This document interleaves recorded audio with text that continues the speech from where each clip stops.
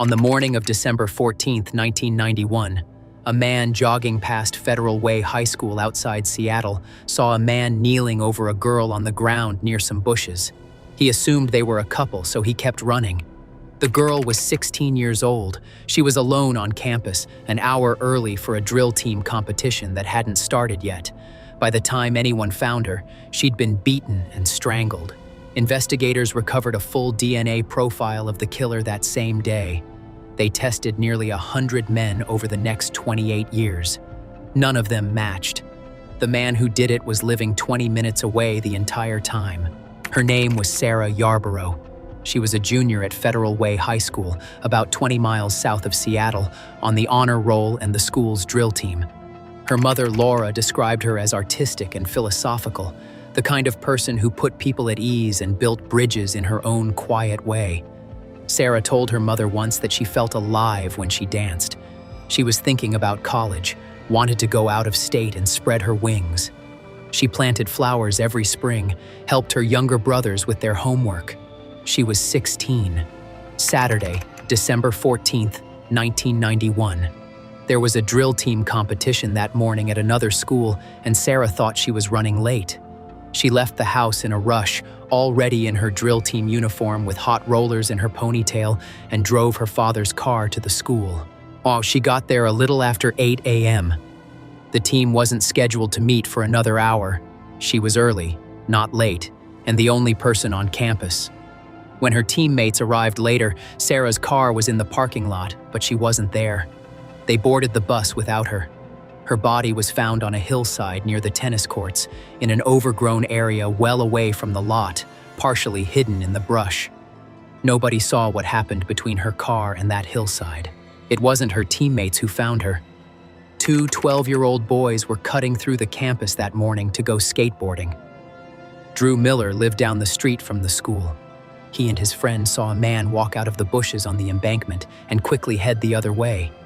The man kept glancing back at them as he left. The boys didn't think much of it at first. Then they went up the embankment and found Sarah's body. She was partially undressed. They ran to one of their homes and told the boys' parents, who called 911. Sarah had been beaten. She had injuries to her face and her legs were scratched and dirty. She'd been strangled with her own nylons, which were wrapped around her neck. Male DNA was found under her fingernails. She had fought back. Investigators also recovered a male DNA profile from semen found on her clothing. Between the fingernails and the clothing, the killer had left more than enough to identify him. They just needed a name. The jogger who'd passed the campus earlier came forward after seeing the news. He gave police a description of the man he'd seen. Between him, Miller, and Miller's friend, police had enough detail for a sketch artist to produce a composite of the suspect. Late teens or early 20s, shaggy, dirty blonde hair, blue eyes. The sketch was released to the public and posted all around the Federal Way area.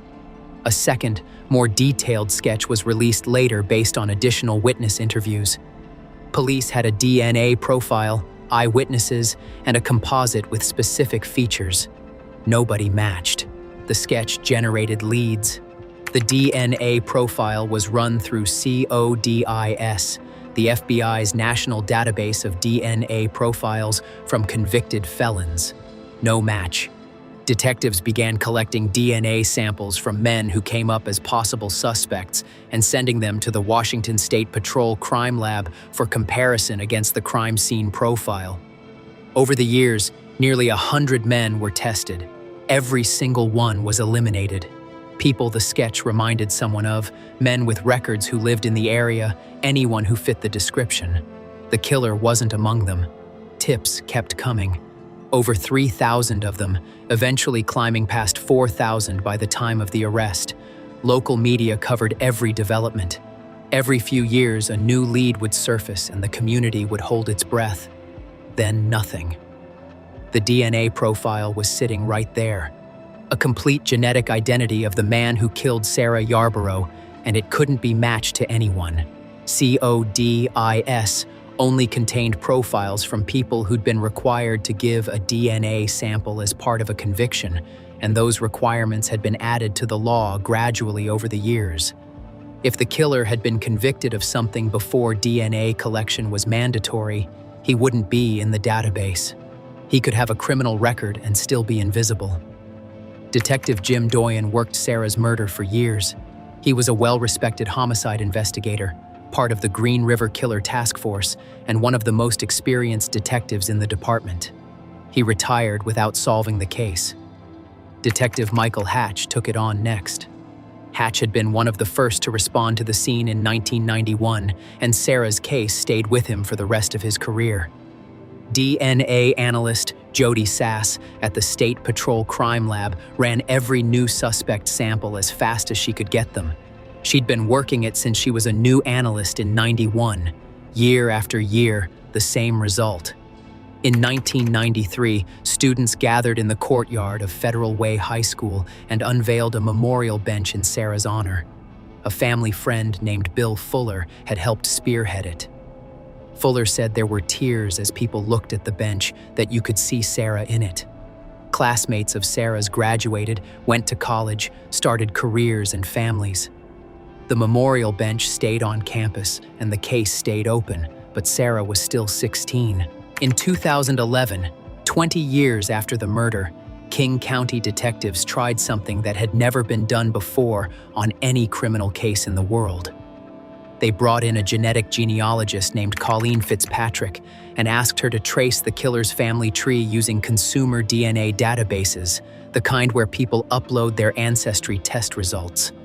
Even if the killer himself hadn't taken a test, a distant relative might have. From there, Fitzpatrick could work backward through the family tree and narrow down who he was. Fitzpatrick found a connection.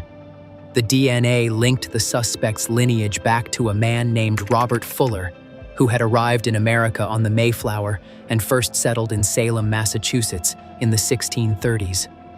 That meant the killer was a descendant of one of the earliest European families in American history. It was the first break in 20 years and the first time this technique had been used in a criminal investigation anywhere.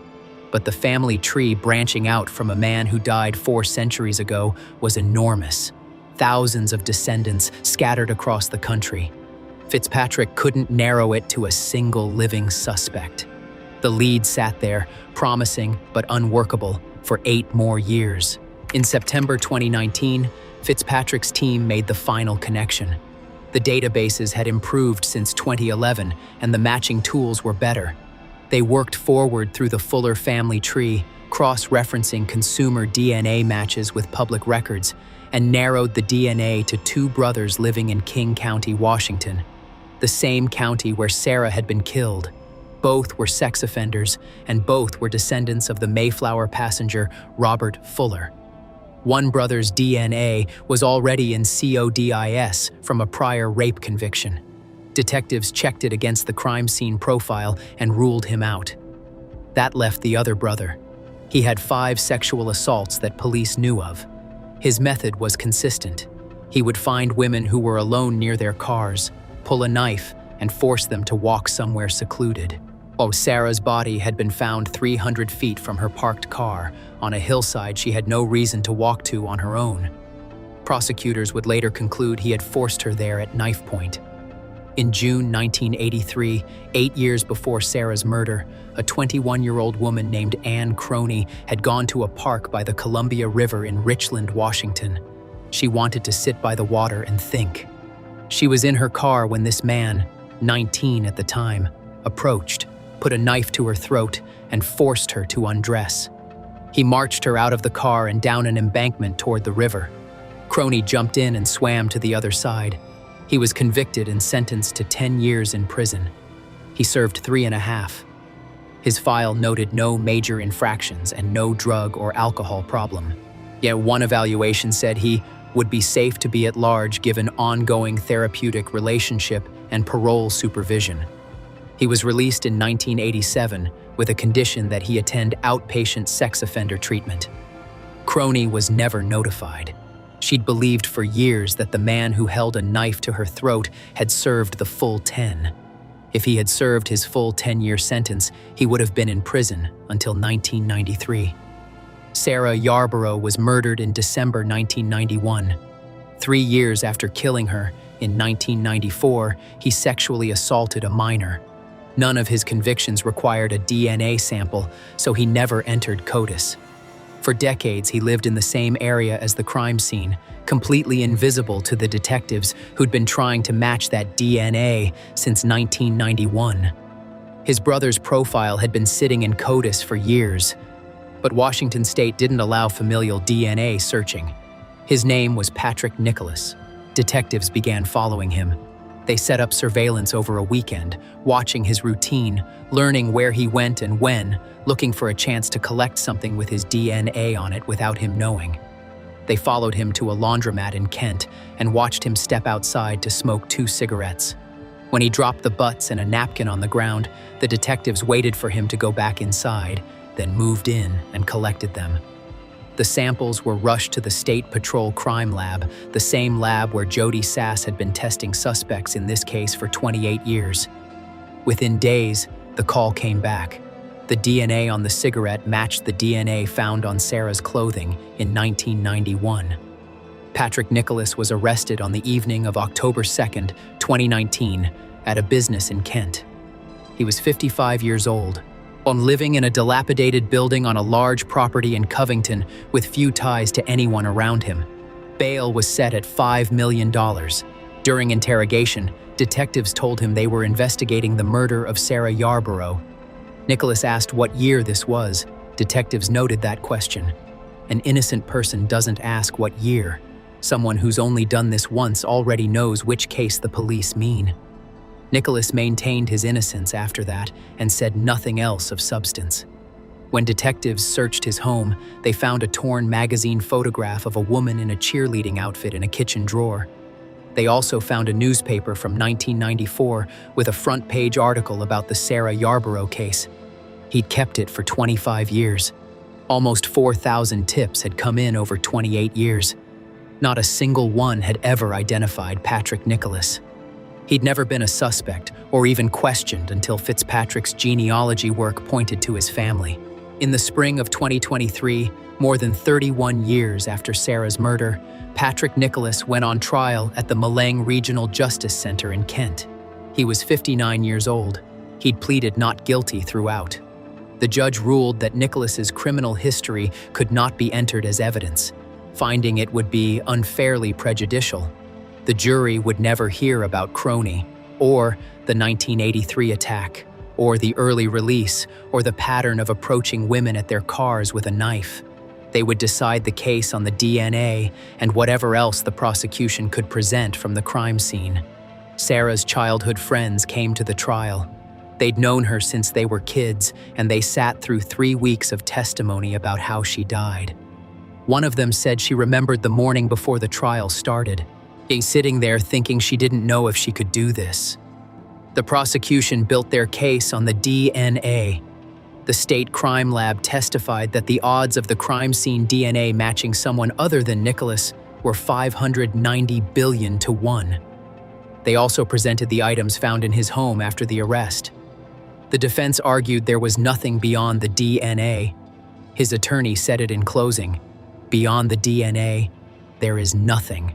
Drew Miller testified. He'd been 12 years old when he saw a man walk out of those bushes in 1991. He was now in his early 40s. He told the court that what he saw that day had stayed with him his whole life. When he'd been shown a photograph of Patrick Nicholas before the trial, he recognized him immediately. The same guy, just older. Evil eyes. Those evil eyes stayed the same. The jury deliberated for a day and a half. The first verdict read aloud was not guilty on the premeditated murder charge. The courtroom tensed. Then the second came back guilty. First-degree felony murder with sexual motivation. The third was also guilty, second-degree murder, same finding. Friends and family of Sarah let out tears and sighs as the findings were read. Nicholas showed no visible reaction.